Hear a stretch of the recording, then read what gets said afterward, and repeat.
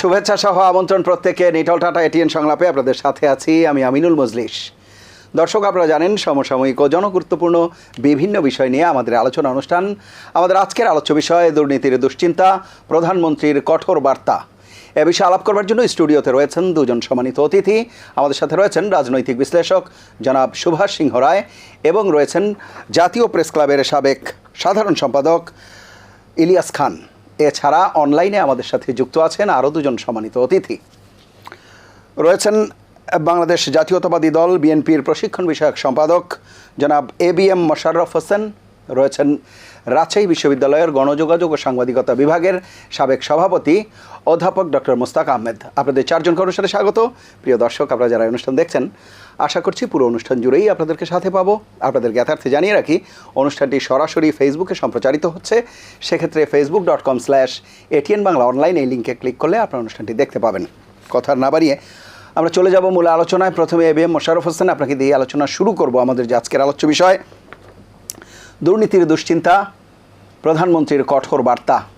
সাম্প্রতিক সময়ে বিভিন্ন সংস্থার শীর্ষ পর্যায়ের যারা রয়েছেন তাদের সাবেক এবং বর্তমান অনেকের দুর্নীতির প্রসঙ্গ গণমাধ্যমে আসছে, দুদক ব্যবস্থা নিচ্ছে, বিভিন্ন রকম উদ্যোগ নেওয়া হচ্ছে, এ বিষয়ে বিরুদ্ধে ব্যবস্থা নেওয়া হচ্ছে। সার্বিকভাবে বিষয়গুলো নিয়ে সরকারের পক্ষ থেকেও যেই জিরো টলারেন্সের কথা বিভিন্ন সময় বলা হচ্ছে, খোদ প্রধানমন্ত্রী সংসদেও বলছেন, কঠোর বার্তা দিচ্ছেন দুর্নীতিবাদ যারা রয়েছে তাদের বিরুদ্ধে। আপনার বক্তব্য শুনবো এ বিষয়ে। আপনার উপস্থাপনার ব্যাপারে আমার একটু চরম দ্বিমত আছে। আপনি বলছেন সরকার জিরো টলারেন্স, এটা কোথায় আমরা দেখতে পাই? ন্যূনতম সরকারের কর্মকাণ্ডে জিরো টলারেন্সের ন্যূনতম কোনো গন্ধ আমরা খুঁজে পাই না। বরং আমরা দেখি সরকার দুর্নীতিবাজদেরকে পৃষ্ঠপোষকতা করছে। সাম্প্রতিককালে যে দুর্নীতির খবর আমরা বিভিন্ন পত্রপত্রিকা বিশেষ করে গণমাধ্যমের বদৌলতে দেখতে পাচ্ছি, সেখানে সরকারের কৃতিত্বটা কোথায়, সরকারের ভূমিকাটা কোথায়? আপনি দেখেন, এই সরকার সবচেয়ে এখন বাংলাদেশের ইতিহাসে একজন পুলিশের সর্বোচ্চ কর্মকর্তা IGP inspector general of police জনাব বেনজির আহমেদ সাহেব।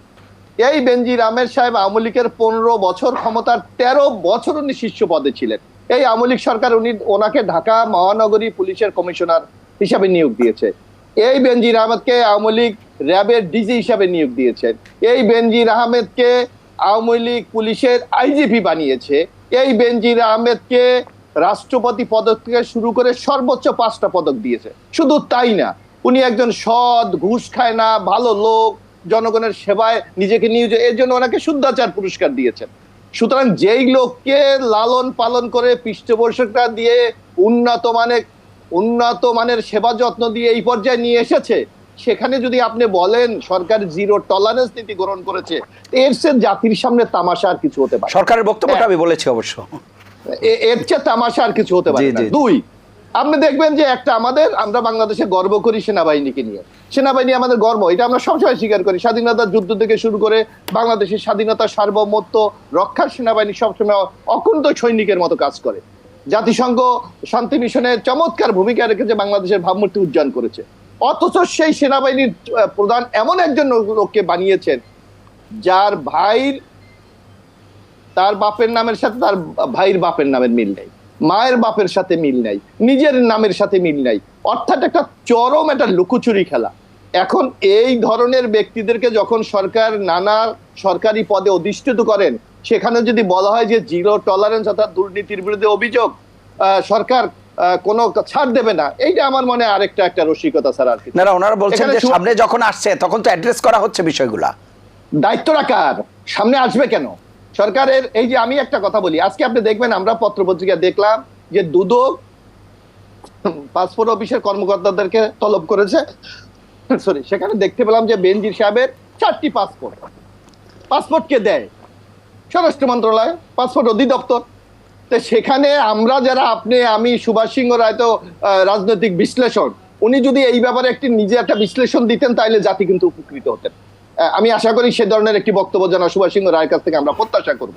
আপনি দেখেন, একজন বেনজির আহমেদের 7টি পাসপোর্ট কিভাবে সম্ভব?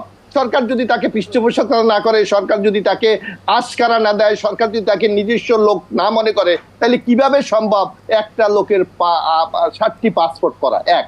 দ্বিতীয়ত আপনি দেখবেন, আমরা যারা বিদেশে যাই, আমি আছি আপনি আছেন, এখানে ইলিয়াস খান আছেন, সুভাষ সিংহ রায় আছে, প্রতিনিয়ত বিদেশে যান। গেলে ইমিগ্রেশনে আমাদেরকে কি পরিমাণ জিজ্ঞাসাবাদের মধ্যে আমাদের পড়তে হয়, আমাদের ফিঙ্গার নিতে হয়, লাইনে দাঁড়িয়ে থাকতে হয়। অথচ বেনজির আহমেদ সাহেব বাংলাদেশ থেকে চলে গেলেন, আমাদের মাননীয় স্বরাষ্ট্রমন্ত্রী সাহেব বললেন উনি কোথায় আছেন আমি জানি না। তাহলে আমাদের প্রশ্ন, স্বরাষ্ট্র মন্ত্রণালয় কে চালায়? জনাব আসাদুজ্জামান কামাল না অন্য কোনো শক্তি বাংলাদেশে চালায়? এই প্রশ্নগুলি আজকে কিন্তু সাধারণ মানুষের মাঝে ব্যাপকভাবে আজকে দেখা দিয়েছে। আমি সর্বশেষ আমার এই পর্যায়ে আমি বেশি বলবো না, শুধু একটু বলি। এখানে সুভাষ সিংহ রায় আছে, আমরা সুভাষ সিংহ রায় এবং ইলিয়াস খানও তখন সাংবাদিকতা করতেন ঢাকা বিশ্ববিদ্যালয়ে। আমাদেরকে যদি ছাত্র নেতা বলেন বা কর্মী বলেন, আমাদেরকে যদি কেউ একবেলা নীরব ছিল আমাদের আমলে, হোটেল এই যে বক্সিবাজার এখনো আছে নীরবে যদি আমাকে আবার সুভাষ সিংহ রায়কে একবেলা কেউ খাওয়াতেন, এর চেয়ে ধন্য আর ওই দিনের মতো এত সুখের দিন আমাদের ছিল না। অথচ সুভাষ সিংহ রায় যেই দলের পক্ষে কিছুক্ষণ পর বয়ান দেবেন, সেই দলে ফরিদপুর জেলা ছাত্রলীগের সভাপতি শামীম 2000 কোটি টাকা পাচারের অভিযোগে তার বিরুদ্ধে মামলা হয়েছে। যুবলীগের ঢাকা মহানগরীর সভাপতি, তার বিরুদ্ধে 147 কোটি টাকা পাচারের অভিযোগে মামলা হয়েছে। এমনি ভাবে বাংলাদেশকে একটা দুর্নীতির স্বর্গরাজ্য পরিণত করেছে।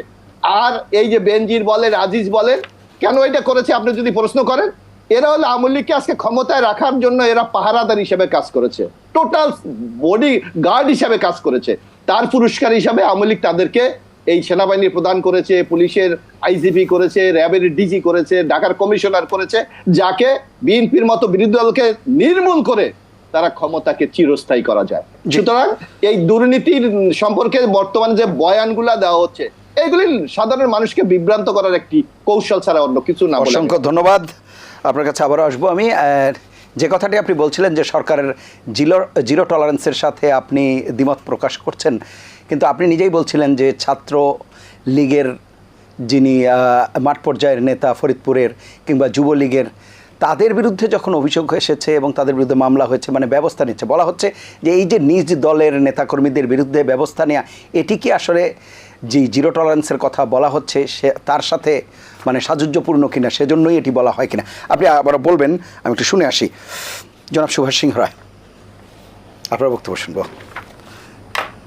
ABM মোশাররফ হোসেন হচ্ছে বিএনপির প্রশিক্ষণ বিষয়ক সম্পাদক, এবং আমি তো সবসময় শিখি,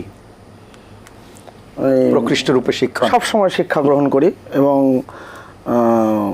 বিশ্বজোড়া পাঠশালা মোড় সবার আমি ছাত্র, এবং মোশাররফ ভাইয়েরও ছাত্র আমি। এবং যে কথাগুলো এতক্ষণ ধরে মোশাররফ ভাই বেশ দ্রুততার সাথে বললেন, ছন্দে ছন্দে বললেন, সেই কথাগুলোর মধ্যে কি আছে? একই তো কথা।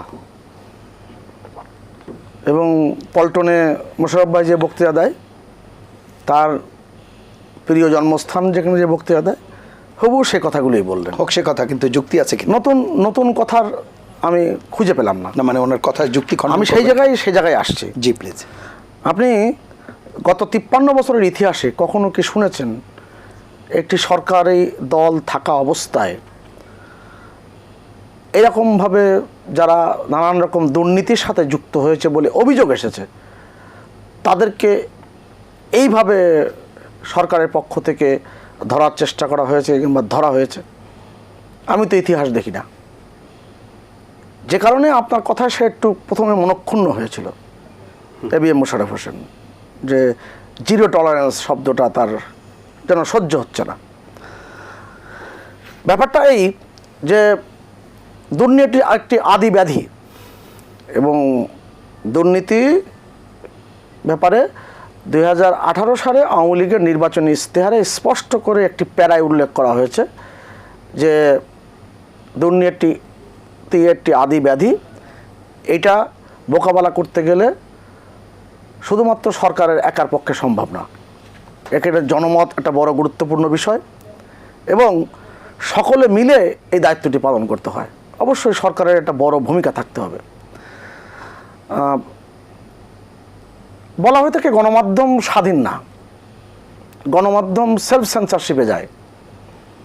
ক্রমাগতভাবে বলা হয়েছে যে গণমাধ্যম কোনো সঠিক সংবাদ সঠিক সময়ে প্রকাশ করে না। আমাদের একজন সবচেয়ে শ্রদ্ধেয় সম্পাদক, তিনি বেনজিরের ঘটনা প্রকাশিত হওয়ার পরে, ডক্টর বেনজিরের ঘটনা প্রকাশিত হওয়ার পরে তিনি বললেন যে আমরা এগুলো অনেক আগের থেকেই জানতাম, কিন্তু আমরা এটা ভয়তে প্রকাশ করি নাই। অথচ তার নামের সঙ্গে যখন উল্লেখ করা হয় তখন সাহসী, নির্ভীক নানান রকম শব্দ ব্যবহার করা হয়। এবং এই এটিএন বাংলার আরেকটি প্রতিষ্ঠান এটিএন নিউজে তিনি 1-11-র সময় তিনি যে নির্দেশনামা নিয়ে নানান রকম সংবাদ পরিবেশন করেছেন সেটাও কিন্তু প্রকারান্তরে স্বীকার করেছেন জি সঞ্চালকের প্রশ্নবাণে। সুভাষ দা, তা আমি বাস্তবতা যেটা বলি নেই, উনি তো ডিফেন্ড করার আমি সুযোগ তবে নেই, ডিপেন্ড তার করার সম্পর্কে আমি বললে বলছি আমরা তো তাকে পাচ্ছি ডিপেন্ড না।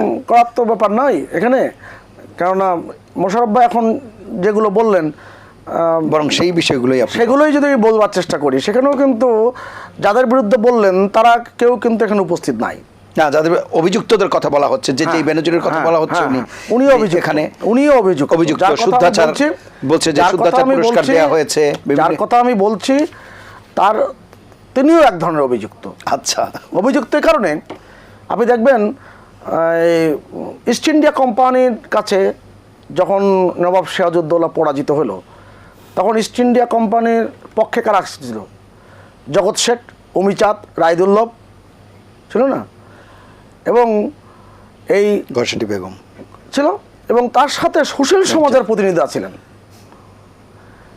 সেই সুশীল সমাজের প্রতিনিধি ছিলেন ইয়ার লতিফ। তা আমাদের এখানে ইয়ার লতিফের সংখ্যা তো কম না। আমি আপনাকে খুব খোলামেলা বলি, এবং জিরো টলারেন্স এ কারণেই বলছি, যেই গণমাধ্যমগুলোতে এই সংবাদটি প্রথম প্রকাশিত হয়েছে, যেখান থেকে চাউর হয়েছে, সেই গণমাধ্যমের বিরুদ্ধে অভিযোগ হচ্ছে তারা সরকারের সাথে তাদের খুব ঘনিষ্ঠ যোগাযোগ, ঘনিষ্ঠ সম্পর্ক। তাহলে এই বিস্তারিত বিবরণ সহ কেন প্রকাশ করলো? প্রশ্ন তো থেকেই যায়। অর্থাৎ সরকারের অবস্থান কিন্তু খুব পরিষ্কার।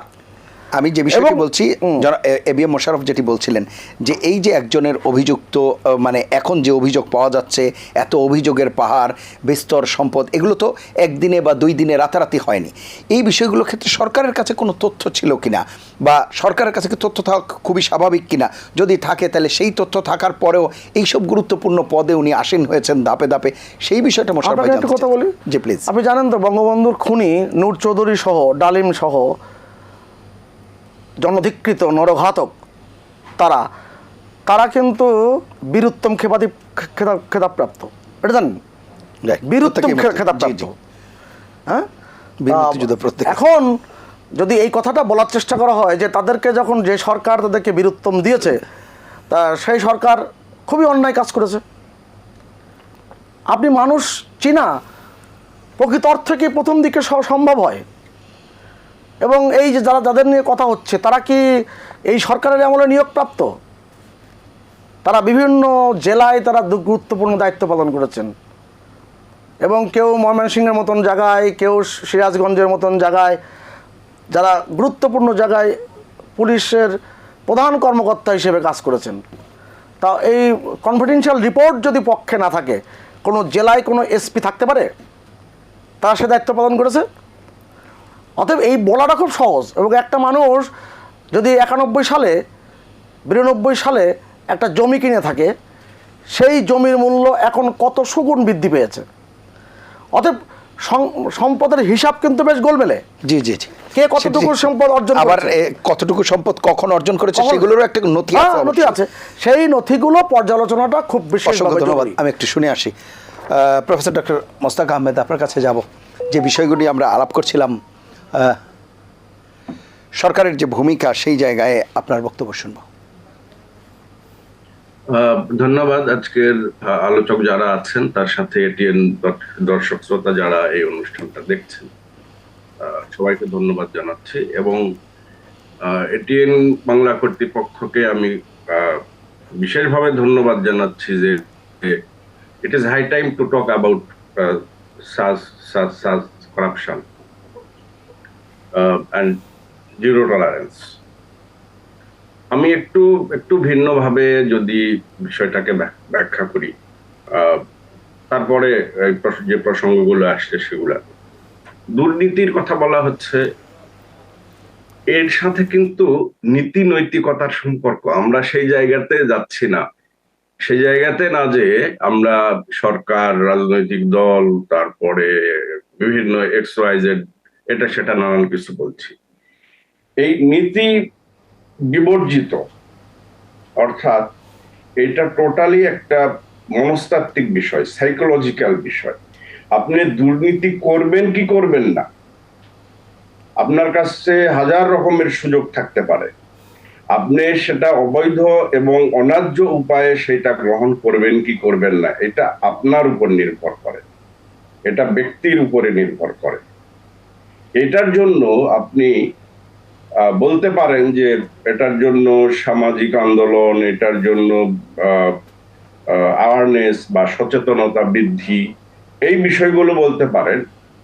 আমার মনস্তাত্ত্বিক ভাবে আমি যদি আমার সেট আপটা ওইভাবে হয়, আমার ভেতরে যদি ওই বিষয়টা থাকে যে আমি কাজ করছি কিন্তু আমি গোপনে, নীরবে, নিভৃতে আমি এই অকাজগুলো করব, অকাজগুলো করাই তো দুর্নীতি, নীতির বাইরে।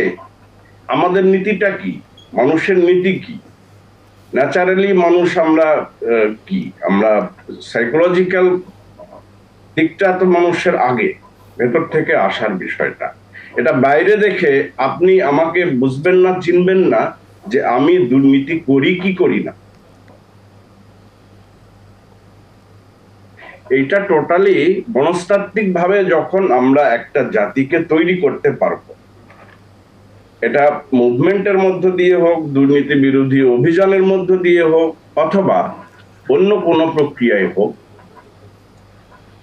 আমরা যতক্ষণ না পর্যন্ত এই বিষয়গুলো সাইকোলজিক্যাল বিষয় থেকে যখনই আমরা পলিটিক্যাল বিষয়ে চলে যাব, তখন এখানে সরকার, এখানে আপনার বিভিন্ন সংস্থা, এখানে পুলিশরা, প্রশাসন বিভিন্ন জায়গায় চলে আসবে।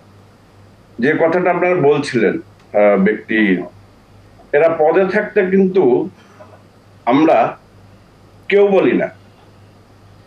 আজকে দেখবেন যে যিনি সেনাবাহিনীর প্রধান, অথবা যিনি প্রধানমন্ত্রী, অথবা যিনি হলেন এই আমাদের বিভিন্ন প্রতিষ্ঠানের প্রধান হয়ে আছেন, আজকে যে চেয়ারে, এই চেয়ারের কারণে হোক অথবা নিজের স্বার্থের কারণে হোক, আমরা সেই নৈতিক অবস্থানে নাই, আমাদের যেটা থাকার কথা সেই জায়গাতে আমরা নাই। না হলে এরা দায়িত্ব থেকে সরে যাওয়ার পরে, ফর এক্সাম্পল আমি ক্ষুদ্র মানুষ, আমি দায়িত্বে ছিলাম, 3 বছর আমি দায়িত্ব পালন করেছি, তার আগের 3 বছর আমি প্রভোস্ট হিসেবে দায়িত্ব পালন করেছি। আমি চেয়ারে থাকাকালীন কিন্তু আমার বিষয়ে কোনো কথা নাই, আমার বিষয়ে আমার চারপাশে চাটুকার, দালাল, তারপরে হলো এই নানান গোপন পুরুষ, নানান গোপন, এরা কিন্তু এসে আমার কাছ থেকে আমাকে ভাজিয়ে নানান ভাবে প্রভোগ করার চেষ্টা করেছে, নানান ভাবে তারা ইউজ করার চেষ্টা করেছে। আমি যখন চেয়ার থেকে সরে যাব, তখন শুরু হয়ে যাবে আমার বিরুদ্ধে এই এটা হলো সেইটা হলো, নানান রকমের কথাবার্তা। কিন্তু বাবা, তোমরা তো আমাকে গঠনমূলক সেই পরামর্শটা দিতে আসনি। আজকের যে ভাইস চ্যান্সেলর ধরেন, ফর এক্সাম্পল, আজকে কিন্তু তার বিরুদ্ধে কোনো নিউজ নাই, কোনো কিছু নাই। যেদিন উনি চেয়ার থেকে সরে যাবেন, সেই দিন থেকেই দেখবেন যে কোথা থেকে কি চোথা মোথা নানান কিছু নিয়ে এসে হাজির হবে, এবং সেইটা আমরা নিজেরা সেটা নিয়ে মজা করব, সেটা নিয়ে এই সরকারকে দোষ দিব যে একে কেন ভিসি করেছে, একে কেন এ করেছে, সে করেছে। This is not wide policy.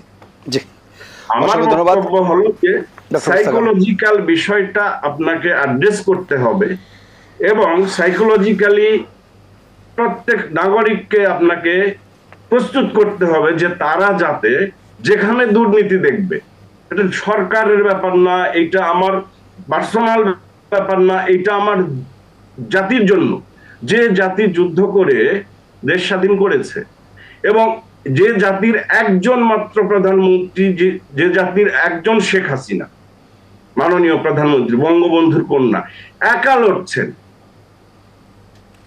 একা লড়ছেন সেই অসংখ্য জায়গায়। ধন্যবাদ ডক্টর মুস্তাক আহমেদ, আমি আবার আসবো, আপনার বক্তব্য একেবারে স্পষ্ট। জি প্লিজ। আমি বলছি যে এই প্রাইম মিনিস্টার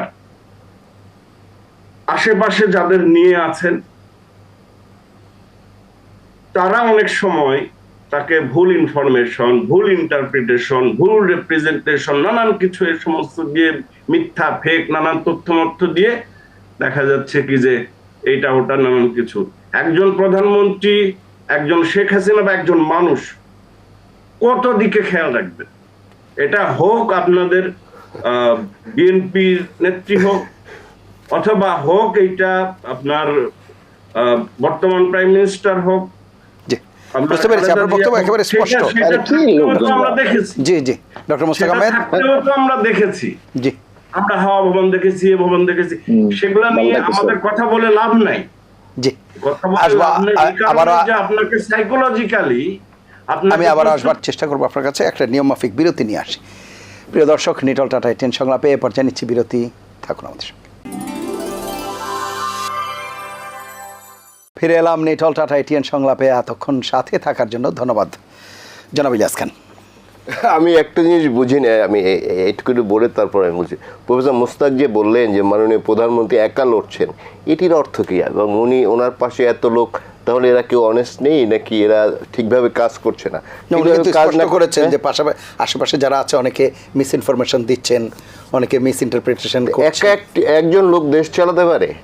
দেশ চালাতে অনেক লোক লাগে, সরকার একটা বড় মেকানিজম, অনেক লোক লাগবে। একা কিভাবে দেশ চালায় প্রফেসর মুস্তাক হয়তো পরবর্তী পর্বে ভালো করে বুঝাবেন বা আমাদেরকে বলবেন যে, আর যদি ওনার আশেপাশে যারা আছেন তারা যদি ভালো পরামর্শ না দেন বা অনেস্ট না হন, তাদেরকে উনি স্যাক করবেন বা উনি তাদেরকে বাদ দিয়ে অনেস্ট লোক আনার চেষ্টা করবেন। একা তো দেশ চালাতে পারবে না। এই ধরনের, যাই হোক, সে বিষয়ে আমি আর যাবো না। দুর্নীতি নিয়ে আলোচনা হয়েছে, আমি বেশি কথা বলবো না। আমি শুধু একটি কথাই বলতে চাই যে মিডিয়ায় আসলেই তারা দুর্নীতিবাজ, এছাড়া দুর্নীতিবাজ নাই। যেমন ধরুন বেনজির সাহেব, যে কথাটি মোশাররফ ভাই বলেছেন, তাদের কথাই এসছে।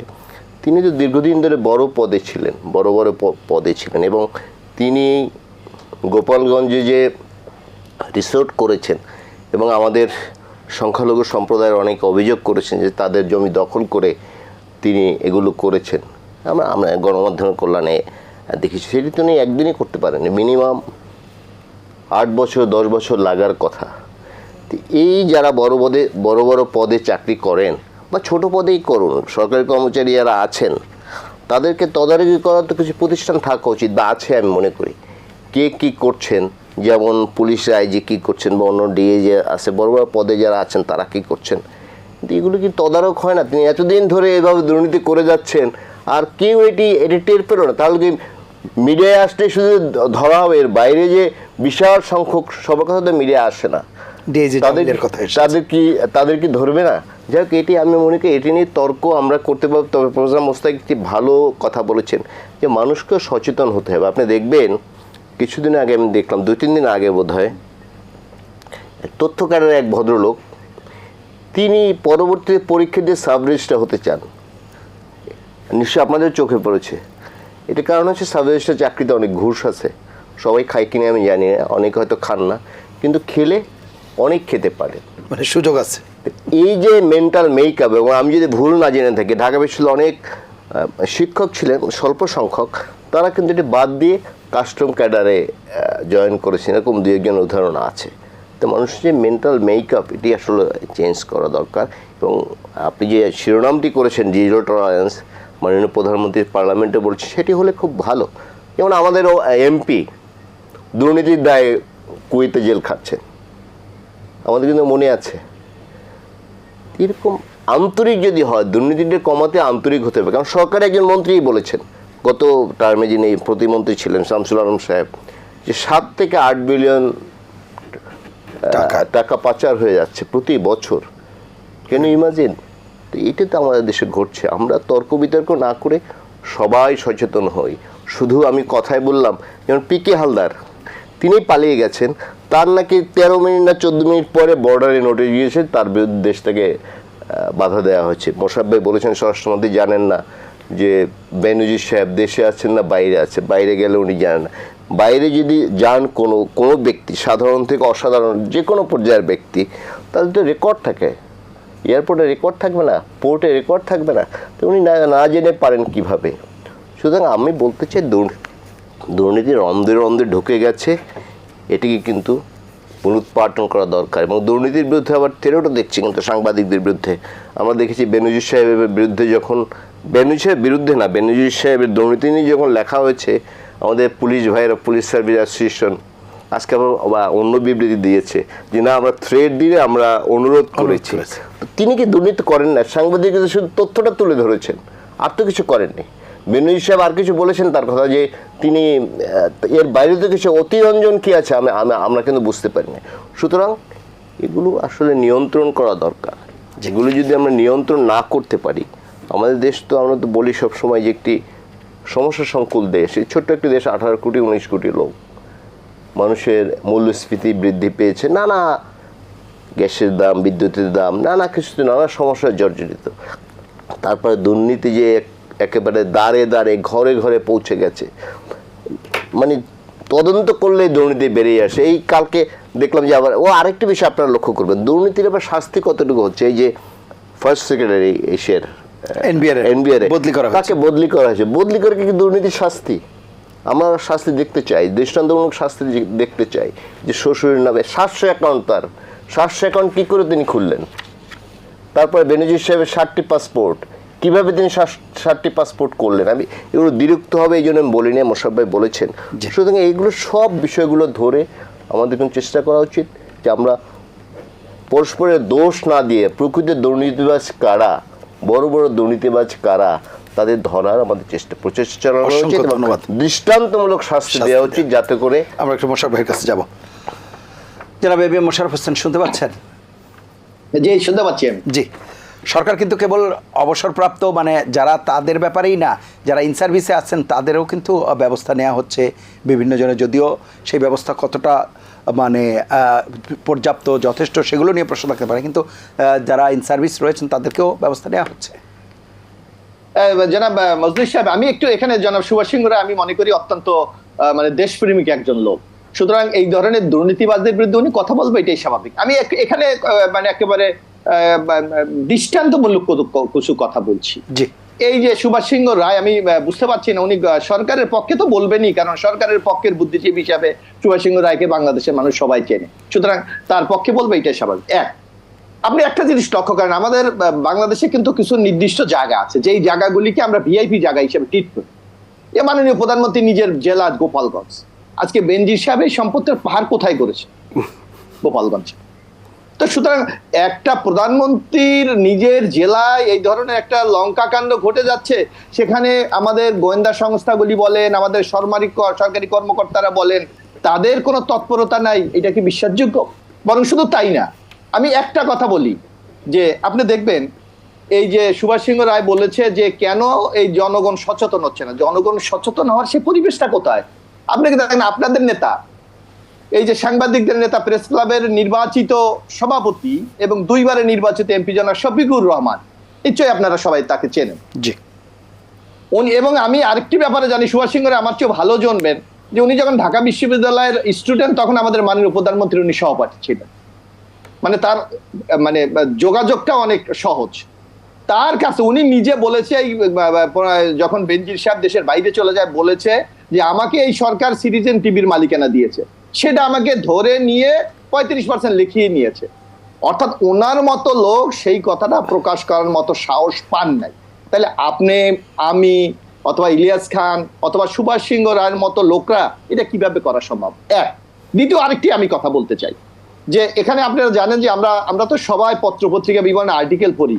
বাংলাদেশের নিরাপত্তা বিষয়ক একজন আর্টিকেল প্রায় লেখে যে একজন আর্মির মনে হয় অবসরপ্রাপ্ত কর্নেল শামসুদ্দিন আহমেদ, উনি এর মধ্যে সাম্প্রতিক 7-8 দিন আগে একটি আর্টিকেল লিখেছেন যে আমি দীর্ঘদিন গোয়েন্দা সংস্থার কাজ করেছিলাম। গোয়েন্দা যে কোনো এই যে তদন্ত যে টিমগুলি, আমাদের গোয়েন্দা টিমগুলি আছে, এদের কাউন্টার ইন্টেলিজেন্স আছে। আপনার আমাদের ডিবি আছে, এসবি আছে, এনএসআই আছে, ডিজিএফআই আছে। কোনোটা যদি কোনো কারণে যদি ফেল করে, অন্যটা যেন সেটা কভার করতে পারে। এবং উনি নিজে লিখেছে, আমি যতটুকু এই পদে দীর্ঘদিন দায়িত্ব পালন করার আমার যে অভিজ্ঞতা, নিশ্চয়ই বেনজিরের এই সকল ঘটনা যে কোনো গোয়েন্দা সংস্থা রিপোর্ট করেছে, তাহলে কেন ব্যবস্থা গ্রহণ করা হয় নাই? অর্থাৎ একটাই, আপনাকে আমি 2014 সালের দিকে নিয়ে যেতে চাই। আমরা যারা রাজনীতি করি আমাদের মধ্যে ক্ষমতার দ্বন্দ্ব থাকবে, নির্বাচন নিয়ে আমাদের মধ্যে বিতর্ক থাকবে, এটাই স্বাভাবিক। এই বেনজির সাহেব আপনি একটু যদি এখন ইউটিউবে ভাসছে, উনি বলছে যারা এই রাজনৈতিক আন্দোলন করে বিশেষ করে বিরোধী দলের, ওদেরকে দেখা মাত্র বুকের মধ্যে গুলি করে দেবেন। সরকার কোনো ব্যবস্থা গ্রহণ করেছিলেন? অথবা বলেছে রাষ্ট্র কতটুকু ক্ষমতা বান এইসব আন্দোলনকারীরা বুঝতে পারে না, 14 হাত মাটির নিচ থেকে তুলে নিয়ে আসবে। অর্থাৎ বেনজিরা ছিল এই যে গণতান্ত্রিক প্রক্রিয়া যখন ব্যাহত হয়, এটা একেবারে সরল মানে জানা, সুভাষ সিংহ রায় এই কথা জানে, যেখানে গণতন্ত্র থাকে না, যেখানে সুশাসনের ঘাটতি হয়, সেখানে অপশক্তিগুলি মাথা চাড়িয়ে দিয়ে ওঠে। এই অপশক্তিগুলো হলো বেনজিররা, এই অপশক্তিগুলো হলো মতিউররা, এই অপশক্তিরা হলো এই যে শামীমরা। সুতরাং এই যে ইলিয়াস খান বলেছেন যে একজন এমপি কুয়েতের কারাগারে আছে, আপনি দেখেন উনি কিভাবে নির্বাচিত হয়েছে। উনি বিনা প্রতিদ্বন্দ্বিতায় নির্বাচিত হয়েছে, অর্থাৎ আওয়ামী লীগের যিনি প্রার্থী ছিলেন উনি উড্ড করেছেন। কিসের জন্য উড্ড করেছেন? এটা বাংলাদেশের মানুষ সবাই বোঝে, মানে কতটুকু লেনদেন হয়েছে। তো সুতরাং আপনি এইভাবে যদি নৈতিকতা হারিয়ে আপনি বাংলাদেশকে একটা দুর্নীতির রাজ্যে নিয়ে যান, তাহলে আমার মনে হয় আমরা এইভাবে আলোচনাই করব, কিন্তু বাস্তব ফলাফল। অসংখ্য ধন্যবাদ। আমি আবার আসবো আপনার কাছে, শুনে আসি জনাব সুভাষ সিংহ রায়, শেষ কথা যেটি বলছিলেন, গণতন্ত্র যেখানে থাকে না সেখানেই অপশক্তি বাঁধাচারা। আমার তো খুবই ভালো লাগছে যে মোশাররফ হোসেনের মতন একজন জাতীয় পর্যায়ের নেতা, তিনি কথা বলবার সময় অন্তত 7-8 বার আমার নাম উচ্চারণ করেছেন। এবং মার্কেটিং ম্যানেজমেন্টে বলা হয় এন্টি পাবলিসিটি এটা পাবলিসিটি। আচ্ছা, তো ধন্যবাদ ABM মোশাররফ হোসেনকে। যেহেতু পূর্বর সত্যতা না, পূর্ব বন্ধুত্ব আছে, সে কারণে তো সে আমাকে হাইলাইট করবে, এটাই স্বাভাবিক। আপনার যখন অনুষ্ঠান শুরু করেন আপনি বলেছিলেন যে সমসাময়িক এবং জনগুরুত্বপূর্ণ বিষয় নিয়ে এই টক শোতে আলোচনা হয়, এবং এই টক শোর বৈশিষ্ট্যটাই সেটি।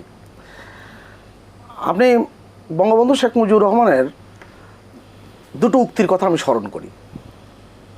তিনি যখন বাংলাদেশ কৃষক শ্রমিক আওয়ামী লীগের অর্থাৎ দ্বিতীয় বিপ্লবের কর্মসূচি ঘোষণা করেছিলেন, সেই বক্তৃতাটা শুনলে বোঝা যাবে যে তিনি বলেছিলেন দুর্নীতি আমার কৃষক করে না, আমার শ্রমিক করে না, আমার মাঝি করে না, দুর্নীতি করে হচ্ছে আমাদের মতন শিক্ষিত মানুষেরা।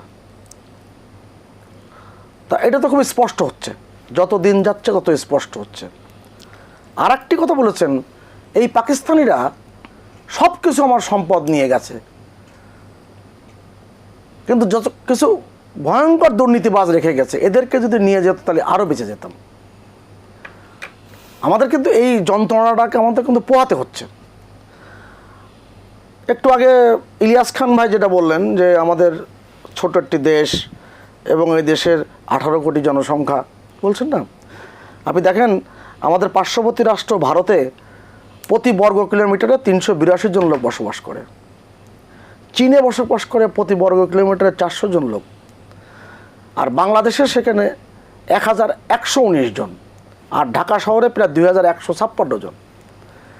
এবং আপনি যদি হিসেব করে দেখেন আয়তনের দিক দিয়ে বাংলাদেশ পৃথিবীর 94তম দেশ, কিন্তু জনসংখ্যার দিক দিয়ে 8ম অবস্থান। অথচ এই বাংলাদেশ সারা পৃথিবীর অর্থনীতির সূচকে, উন্নয়নের সূচকে 1 থেকে 10-এর মধ্যে অনেকগুলো আছে। তার মানে কি আমরা এত কিছুর পরেও কিন্তু এগিয়ে যাচ্ছি।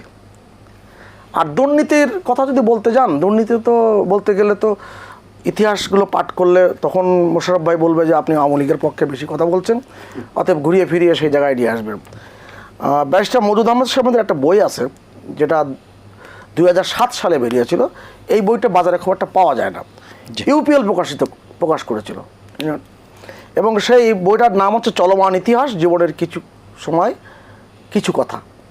সেই বইয়ের 178 নম্বর পৃষ্ঠায় মওদুদ আহমেদ সাহেব কী লিখেছেন একটু পড়ি, 2 মিনিট সময় লাগবে সব মিলে। অনেক চেষ্টা করেও আমার বিরুদ্ধে অভিযোগ দাঁড় করাতে পারলো না, অনেক লেখার ধারাবাহিকতা আসছে। জি, প্রেসিডেন্ট জিয়া চাঁদা দিতে অস্বীকার করেছিলাম বলেই তিনি আমাকে ভুল বুঝাচ্ছেন। মাসে 3 লক্ষ টাকা করে 10 জন মন্ত্রীকে দলের জন্য চাঁদা দিতে বলা হয়েছিল, আমার নামও দেওয়া হয়েছে তাতে, কিন্তু আমি এভাবে চাঁদা দেওয়ার পদ্ধতির বিরোধিতা করেছিলাম। প্রেসিডেন্ট জিয়াকে বোঝানোর চেষ্টা করেছি, তর্ক করেছি, রাজনীতিতে অর্থের প্রয়োজন অবশ্যই আছে, তাই নিজের ফর্মুলাও দিয়েছিলাম, কিন্তু সেটা গৃহীত হয়নি। যাক, আমি শেষ পর্যন্ত চাঁদা দিইনি। জাহাজমন্ত্রী নুরুল হকও চাঁদা দিতে অস্বীকার করেছিল। এই অবাধ্যতা জিয়ার অপছন্দের তালিকায় আমি সব সময় ছিলাম। আপনি আমাদের একাধিকবার অর্থমন্ত্রী সাইফুর রহমান জীবনের কিছু কথা কিছু স্মৃতি, তার যে আত্মজীবনী, সেই বইতে তিনি লিখেছেন বেগম খালেদা জিয়ার মন্ত্রী পরিষদে কারা কারা দুর্নীতিগ্রস্ত মানুষ ছিলেন এবং কারা কারা কী দুর্নীতি করেছেন। এবং বেগম জিয়া অর্থনীতি সম্বন্ধে কিছুই জানতেন না, তিনি শুধু দেখতেন কি করে তার দলের সদস্যরা লাভবান হতে পারে। আমি আপনাকে খুব খোলামেলা একটা কথা বলি। জি জি, আপনি খোলাখুলি আমি একটা কথা বলি। কিন্তু মোশাররফ ভাই যেই দুটি প্রসঙ্গ বলেছেন সেটির উত্তর না দিলে দর্শকরাও হয়তো সেই বিষয়টি নিয়ে করবে। সেটি হচ্ছে, একটি বিষয় হচ্ছে উনি বলেছেন যে গোপালগঞ্জে যে এত সম্পদ করা হলো, বিশেষ করে সংখ্যালঘুদেরও অনেক মানে জমি জমা নেওয়া হয়েছে বলে অভিযোগ, এই বিষয়ে কি সরকারের কেউ জানতো কিনা একটি, আর 7টি পাসপোর্ট কিভাবে থাকে এটি কি স্বরাষ্ট্র মন্ত্রণালয় বা পাসপোর্ট অধিদপ্তর বা যারা রয়েছে সংশ্লিষ্ট প্রতিষ্ঠান সেই বিষয়গুলো অবগত ছিল? এই জন্যই তো আলেকজান্ডার, বিশ্বজয়ী আলেকজান্ডার তার সেনাপতি সেলুকাসকে বলেছিল বিচিত্র দেশ, বিচিত্র দেশের মানুষ। আপনি এত মানববন্ধন হয় এই ইলিয়াস ভাইয়ের প্রেস ক্লাবের সামনে, এত ডেমনস্ট্রেশন হয়, হিন্দু বৌদ্ধ খ্রিস্টান ঐক্য পরিষদ, পূজা উদযাপন পরিষদ, বিভিন্ন রকম পরিষদের নানান রকম সেমিনার, ইলিয়াস ভাইয়ের সেমিনার কক্ষে এক সময় হয়েছে, এখনও হচ্ছে, কই সেখান থেকে তো কোনো প্রতিবাদ আসেনি, কোনো তথ্য দেয়নি। না, হি ওয়াজ ইন পাওয়ার। না না, এই পাওয়ারের কথা বলছেন, পাওয়ারে তো আওয়ামী লীগও আছে। মোশাররফ ভাই কথা বলছে না, না ইলিয়াস খান ভাই কথা বলছে না, যখন পাওয়ারে থাকবেন। না না না, পাওয়ার, এই পাওয়ারের বিষয় না। বললেন যে বলছেন যে একজন এমপি, শফিক ভাইয়ের কথা বলছেন, এমপি, এবং উনি তো বলতে পারেননি। প্লিজ, পারেননি, এটা তার ব্যর্থতা, এটা তার ব্যর্থতা, হয়তো হিন্দু বৌদ্ধ ব্যর্থতা।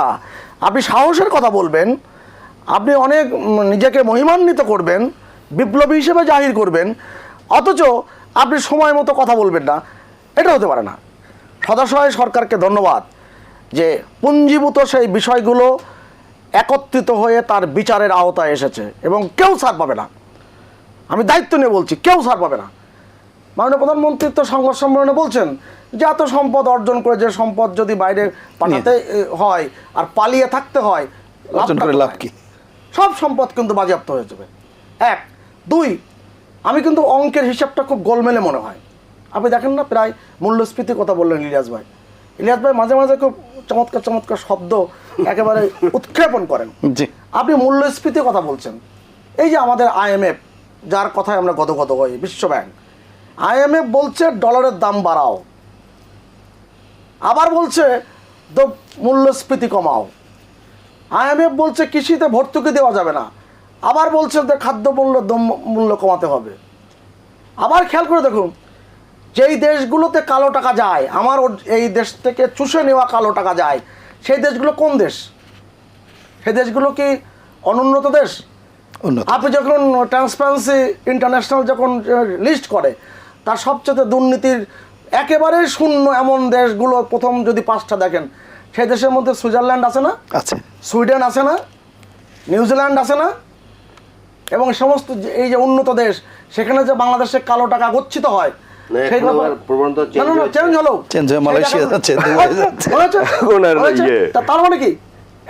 তার মানে কি দাঁড়াচ্ছে? আপনি বাংলাদেশ থেকে অর্জিত কালো টাকা, আপনি নিজে খুব দরবেশ, নিজে খুব মানে একেবারে জিরো টলারেন্স, আপনার জায়গায় কেন এই টাকাটা গচ্ছিত হয়? অসংখ্য ধন্যবাদ। পৃথিবীতে অনেক গোলমেলে ঘটনা। আমি আসবো, একটা বিরতি নিয়ে আসি। প্রিয় দর্শক, নিটল টাটা এটিএন সংলাপে পর্যায়ে নিচ্ছি বিরতি, থাকুন আমাদের সঙ্গে। ফিরে এলাম নিটল টাটা এটিএন সংলাপে। এতক্ষণ সাথে থাকার জন্য ধন্যবাদ। প্রফেসর ডক্টর মোস্তাক আহমেদ, শুনতে পাচ্ছেন? হ্যাঁ জি, বলুন। শুনতে পাচ্ছি। আমরা অনুষ্ঠানের শেষ দিকে আছি, আপনার বক্তব্য শুনবো। উত্তরণের পথই বলবেন, যদিও এর মধ্যে বলেছেন আপনি। তার আগে ইলিয়াস ভাই আমাদের বিশিষ্ট সাংবাদিক প্রেস ক্লাবের এক সময় নেতৃত্ব দিয়েছেন। আপনি আমার একটা বক্তব্য নিয়েছেন, আমি কারণ নিজেকে ধন্য মনে করছি।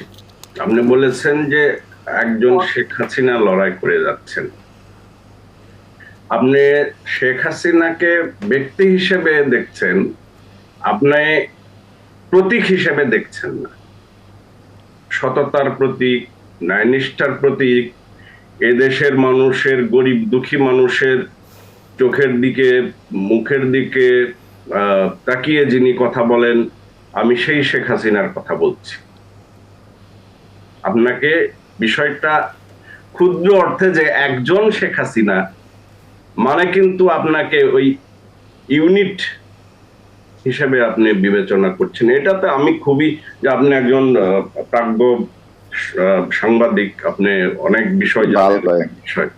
হ্যাঁ, এই বিষয়টা আপনার কাছ থেকে আমি আশা করিনি এবং আমি কষ্ট পেয়েছি। কষ্ট পাওয়া তো আমি আমার বোঝার কষ্ট পাওয়া তো আমার বিষয়, তাই না? আমি কি বলছি যে এখানে সুভাষদা বলেছেন যে এদেশের কোন শ্রেণীর মানুষ ঘুষ খায়, দুর্নীতি করে, এটা বঙ্গবন্ধু উল্লেখ করে গেছে। এবং পাকিস্তানি যে স্বৈর শাসক যারা ছিলেন তারা আমাদেরকে কি দিয়ে গেছে উনি বলেননি শুধু, আমি একটু বলছি যে চোর চোর চোর কিছু চোর এবং দুর্নীতিবাজ রেখে এদেশের সবকিছু নিয়ে চলে গেছে। আমি এটা যুক্ত করলাম, দাদা এটা এইটুকু বাদ রেখেছিলেন। আর যারা আমাদের দেশের কৃষক, শ্রমিক, তারা দুর্নীতি করে না।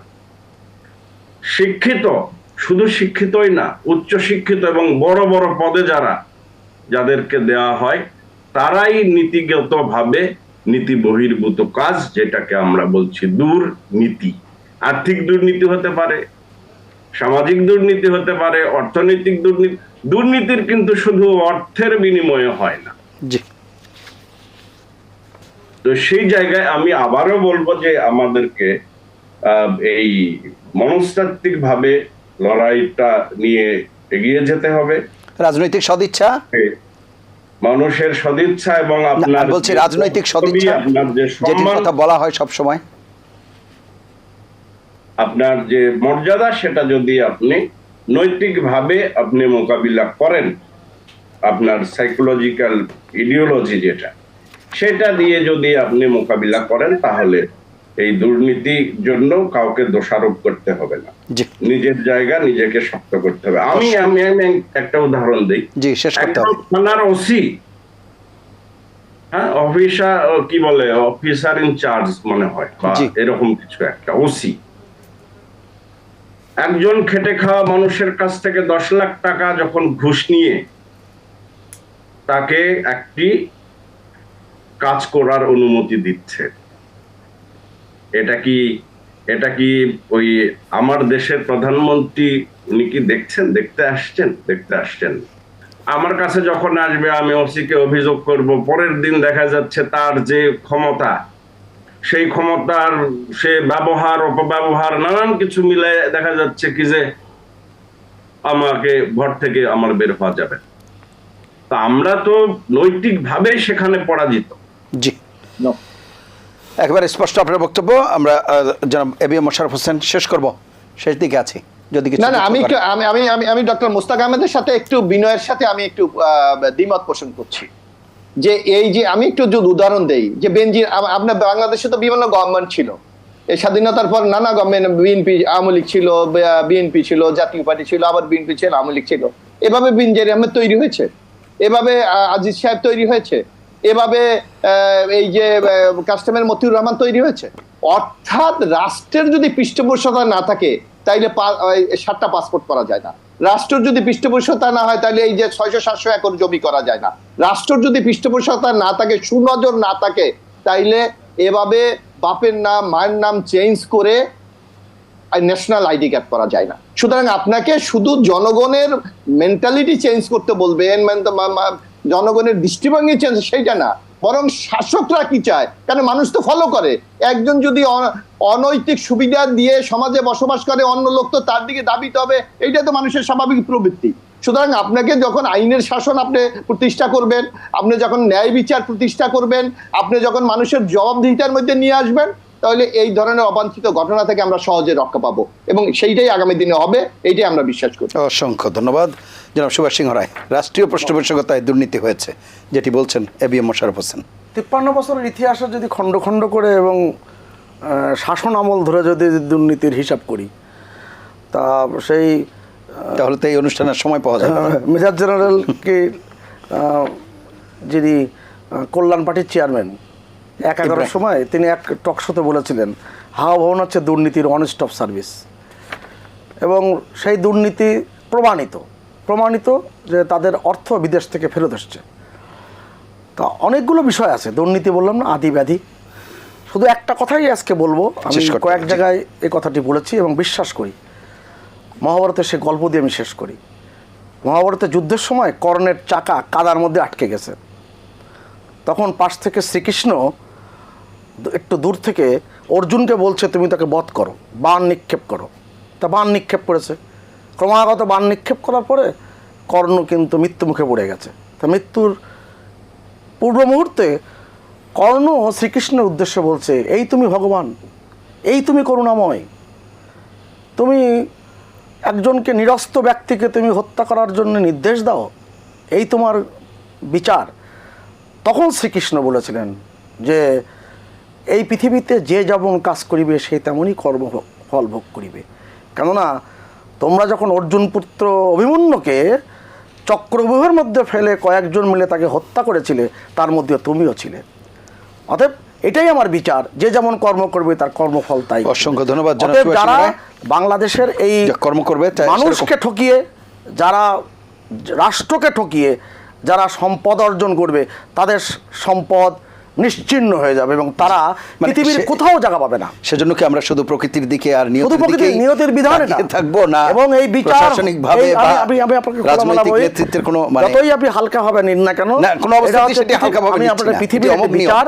আরেকটি বিষয় হচ্ছে, যখন এই বাংলাদেশ স্মার্ট সোসাইটি, স্মার্ট বাংলাদেশের দিকে যত দ্রুত এগিয়ে যাবে, ক্যাশলেস সোসাইটি হবে, যখন টাকা পয়সার লেনদেনে কোনো সুযোগ থাকবে না, তখন আপনি দেখবেন দুর্নীতি জিরোর দিকে চলে যাবে। জি, ইলিয়াস খান। শেষ পর্যায়ে বোধহয় চলে আসছে। আমাদের আসলে আন্তরিক হতে হবে, মুখে মুখে বললেই হবে। রাজনৈতিক পৃষ্ঠপোষকতা ছাড়া বড় দুর্নীতি করা আসলে সম্ভব না। সুতরাং আমাদের আন্তরিক হতে হবে। দিন শেষে আমরা এই টকশোতে তর্ক করছি, মোশাররফ ভাই, আমি, দাদা, প্রফেসর মোস্তাক আছেন, যাই বলি আমরা, কিন্তু আমরা সবাই চাই দুর্নীতি মুক্ত একটি সমাজ ব্যবস্থা আমরা চাই। রাজনৈতিক পৃষ্ঠপোষকতা অন্যান্য যেসব বিষয়গুলো আছে সেগুলো বিষয়ে আন্তরিক হতে হবে, যাতে দুর্নীতি না করতে পারে। এবং যারা ধরা পড়ে, কারণ আমাদের কিন্তু মনে আছে করোনার সময় সব পরিবহন বন্ধ ছিল, কিন্তু একজন ব্যাংকের এমডিকে মারতে গিয়েছিলেন যারা, তারা কিন্তু হেলিকপ্টার নিয়ে ব্যাংকক গিয়েছিলেন। কোনো বিচার টিচার হয়েছে আমরা কিন্তু শুনিনি। তারপরে বেসিক ব্যাংকের যে আব্দুল বাচ্চু, ব্যাপক আলোচিত, পার্লামেন্টে 5 বার বলেছে অর্থমন্ত্রী যে তার বিরুদ্ধে ব্যবস্থা নিতে হবে, কোনো ব্যবস্থা নেওয়া হয়নি। সুতরাং আমাদের আন্তরিক হতে হবে, আসলে বলার জন্য বলা না। প্রকৃতির দুর্নীতিবাদ যারা, তাদের বিরুদ্ধে ব্যবস্থা নিতে হবে, যাতে অন্য যারা আছে তারা যাতে দুর্নীতি করতে সাহস না পায়। আমরা চাই একটি দুর্নীতি থাকবে, কিন্তু এখন যে পর্যায়ে গিয়েছে, একদম সর্বস্তরের দুর্নীতি যেভাবে গেড়ে বসছে, সেটি যাতে না হতে পারে, দেশের স্বার্থে, মানুষের স্বার্থে, সেটি আমাদের চেষ্টা করতে হবে বলে। অসংখ্য ধন্যবাদ আপনাদের চারজনকে অনুষ্ঠানে অংশ নেওয়ার জন্য। প্রিয় দর্শক, এই ছিল আজকের নিটল টাটা এটিএন সংলাপ। পরবর্তী অনুষ্ঠান দেখার আমন্ত্রণ জানিয়ে বিদায় নিচ্ছি। সবাই ভালো থাকবেন, সুস্থ থাকবেন, আশা করি এটিএন বাংলার সঙ্গেই থাকবেন। আল্লাহ হাফেজ।